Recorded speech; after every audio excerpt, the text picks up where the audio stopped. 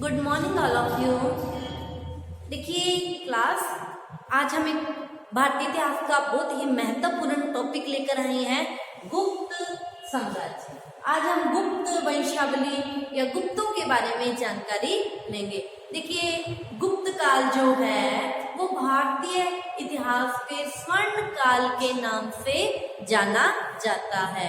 ठीक है, देखिए इसे भारतीय इतिहास का स्वर्ण काल इसलिए कहा जाता है क्योंकि इस समय सामाजिक जो समाज था उसमें बहुत अमूल्य सुधार हुए, लोगों की सामाजिक स्थिति बहुत अच्छी हो गई थी। ठीक है, आर्थिक स्थिति में भी बहुत ज्यादा सुधार हुआ। इस समय व्यापार, वाणिज्य, कृषि सब उन्नति की पराकाष्ठा पर पहुंच चुके थे और जो धार्मिक स्थिति है वो भी बहुत ज्यादा अच्छी हो गई थी। हिंदू धर्म इस समय उन्नति की बुलंदियों को छू रहा था। क्योंकि इससे पहले हम लोगों ने कनिष्क साम्राज्य, कुषाण साम्राज्य पढ़ा था, जिसमें बौद्ध धर्म उन्नति की पराकाष्ठा पर पहुंच गया था। जैसे बौद्ध धर्म में उन्नति हो रही थी, हिंदू धर्म का क्या हो रहा था, पतनोन्मुख हो रहा था हिंदू धर्म। ठीक है, तो गुप्तों का जो टाइम था इसमें गुप्त हिंदू धर्म फिर से अपनी उन्नति की पराकाष्ठा पर पहुंच गया। शैव और वैष्णव दो धाराओं में हिंदू धर्म का विकास हुआ। ठीक है, जो गुप्त शासक थे इनका व्यक्तिगत अगर हम धर्म की बात करते हैं तो ये हिंदू धर्म में वैष्णव शाखा के अनुयायी थे, लेकिन शैव धर्म का भी ये विकास हुआ। ठीक है, राजनीतिक स्थिति भी बहुत ज्यादा भारत की अच्छी थी। क्योंकि गुप्त सम्राट ही वो सम्राट थे जिन्होंने संपूर्ण भारत को एक छत्र छाया में ले लिया था। ठीक है, और कला है, साहित्य है, विज्ञान है, हर दृष्टि से इस समय अभूतपूर्व उन्नति हुई थी। इसीलिए गुप्त काल को भारतीय इतिहास के स्वर्ण काल के नाम से जाना जाता है। तो इसी हम गुप्त काल के बारे में, गुप्त साम्राज्य के बारे में हम लोग चर्चा करेंगे आज। तो भारतीय इतिहास का बहुत इंपॉर्टेंट टॉपिक गुप्त साम्राज्य। ठीक है, तो आज हम इन गुप्तों के बारे में पढ़ेंगे कि इन गुप्तों का उदय कैसे हुआ, इनका आदि पुरुष कौन था और इन गुप्तों के का परिचय क्या था, इनका आदि स्थान क्या था, इनकी जाति क्या थी।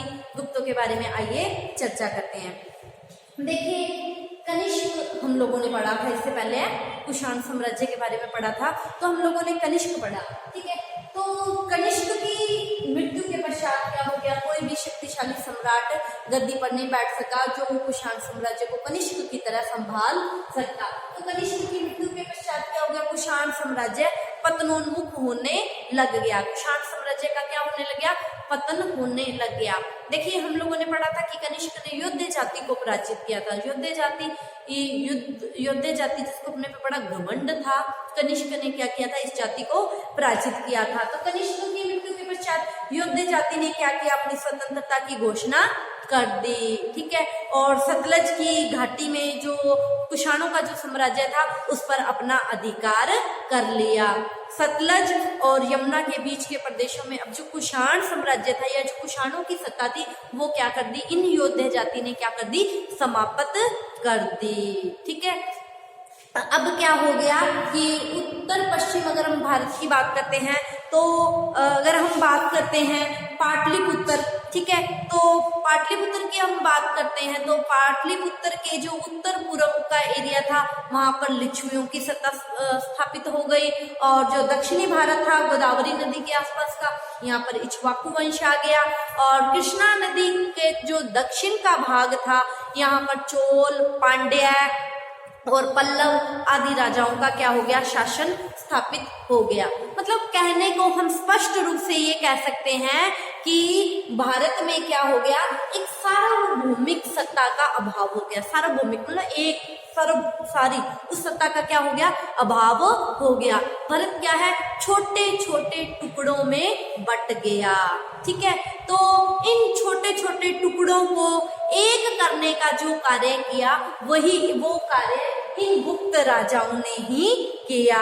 ठीक है, इन्हीं गुप्त राजाओं ने भारत को राजनीतिक एकता प्रदान की थी। ठीक है, तो वो भारत जो छोटे छोटे टुकड़ों में बट गया उसको एक छत्र छाया में जिसने लिया, जिन्होंने भारत को एक राजनीतिक एकता प्रदान की कि भारत एक है, वो राजनीतिक दृष्टि से एक राजा का शासन। ठीक है, क्योंकि अलग अलग राज्यों में बट गया, वो अपने आप को स्वतंत्र मानते थे।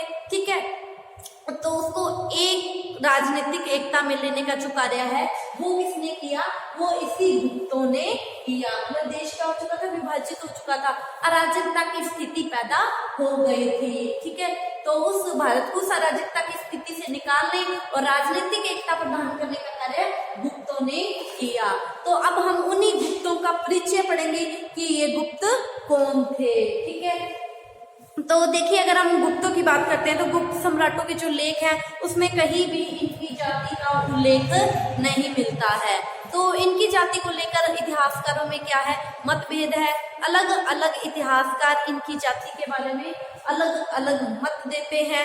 ठीक है, जैसे जसवाल ने क्या कहा, इतिहासकार है जसवाल, उन्होंने गुप्तों को क्या माना है, जाट माना है। क्या कहा है कि गुप्त प्रारंभ में क्या थे, जाट थे, और आगे चलकर सुसंस्कृत होकर सभ्य होकर क्या कहलाए, क्षत्रिय कहलाए। ठीक है, देखिए इसी कड़ी में हमें और भी मत मिलते हैं। जैसे समृद्धि साहित्य में गुप्तों को क्या कहा गया है, वैश्य कहा गया है। कि इनके देखिए सब गुप्त सम्राटों के नाम के पीछे गुप्त लगा हुआ है। चंद्रगुप्त प्रथम, समुद्रगुप्त, चंद्रगुप्त द्वितीय, विक्रमादित्य जिसको बोला जाता है।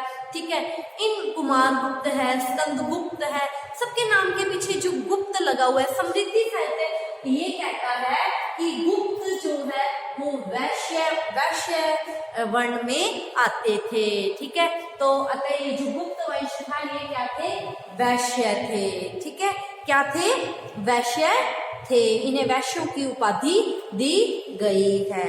ठीक है, देखिए आर्य मंजूश्री मूलकल्प जो हमें ग्रंथ मिलता है उसमें इन गुप्तों को कहीं तो क्षत्रिय कहा गया है और कहीं वैश्य कहा गया है। ठीक है, तो निचोड़ के रूप में हम कह सकते हैं कि गुप्त पहले क्या थे, वैश्य थे, और आगे चलकर ये क्या बन गए, क्षत्रिय बन गए। इन्होंने क्या कर लिया, अपना वर्ण बदल लिया। क्यों, क्योंकि इनका कार्य बदल गया, तो इन्होंने अपना वर्ण भी परिवर्तित कर लिया। ठीक है, तो देखिए बहुत सारे विद्वान इन्हें क्या मानते हैं, ब्राह्मण मानते हैं। क्यों, क्योंकि ब्राह्मणों के साथ इनके विवाह संबंध स्थापित हुए थे। ठीक है, तो बहुत सारे विद्वानों ने क्या कहा है कि ये ब्राह्मण थे। ठीक है, लेकिन बहुत सारे इतिहासकार ये कहते हैं कि गुप्तों ने क्या किए थे, अनुलोम विवाह किए थे। ठीक है, अनुलोम विवाह से मतलब है कि अलग वर्ण में जब हम विवाह करते हैं तो उसे अनुलोम विवाह कहा जाता है। अनुलोम विवाह किए थे। देखिए अनुलोम विवाह से मतलब है कि अलग जाति में विवाह हो रहा है, तो शायद इन्होंने ब्राह्मणों के साथ विवाह संबंध स्थापित किए थे, इस कारण ये ब्राह्मण नाम भी कहीं कहीं इनका ब्राह्मण कहा गया है, इन्हें कहीं कहीं ब्राह्मण कहा गया है। ठीक है, तो देखिए ये जो गुप्त थे ये स्वयं को चंद्रवंशीय कहते थे। इनकी जो प्रशस्तियां मिली हैं, इनकी प्रशस्तियों में समुद्र की जो प्रयाग प्रशस्ति है उसमें इन्होंने गुप्तों ने स्वयं को क्या कहा है, चंद्रवंशीय कहा गया है। ये अपने आप को क्षत्रिय कहते थे, हम चंद्रवंशी क्षत्रिय हैं। ठीक है, तो देखिए वैसे ये बात स्पष्ट भी होती है, गुप्तों के नागों के साथ, नागवंश था, नागों के साथ, लिच्छवियों के साथ और वाकाटक वंश के साथ विवाह संबंध थे। नाग, लिच्छवी, वाकाटक ये सब क्या थे, क्षत्रिय थे, इनके साथ विवाह संबंध थे। तो निश्चित रूप से ये कहा जा सकता है कि गुप्त क्या थे, क्षत्रिय ही थे। ठीक है, तो इस तरह हम लोगों ने गुप्तों के बारे में, गुप्तों की जाति के बारे में पढ़ा कि गुप्त जो काल है भारतीय इतिहास का स्वर्ण काल के नाम से जाना जाता है, और कनिष्क की मृत्यु के बाद जो अराजकता की स्थिति पैदा हुई, उस अराजकता की स्थिति में भारत को जो राजनीतिक एकता प्रदान करने का जो कार्य किया वो इन्हीं गुप्तों ने किया। और इन गुप्तों की जाति को लेकर विवाद है, इन्हें जाट भी कहा गया है, वैश्य भी कहा गया है, कहीं कहीं इन्हें ब्राह्मण भी कहा गया है। ठीक है, अतः निष्कर्ष के तौर पर ये निचोड़ निकाला है कि गुप्त क्या थे, क्षत्रिय ही थे। ठीक है, तो ये हम लोगों ने गुप्तों की जाति के बारे में पढ़ा। ठीक है, अब कल की क्लास में हम चर्चा करेंगे गुप्तों का उदय, गुप्तों का आदि स्थान कौन सा था। ठीक है, तो आप इसका स्क्रीनशॉट ले लीजिए। आज की क्लास में इतना ही। ये जो टॉपिक है इसे हम कल की क्लास में चर्चा करेंगे, गुप्तों का आदि स्थान या गुप्तों का उदय स्थान। Okay, thank you all of you.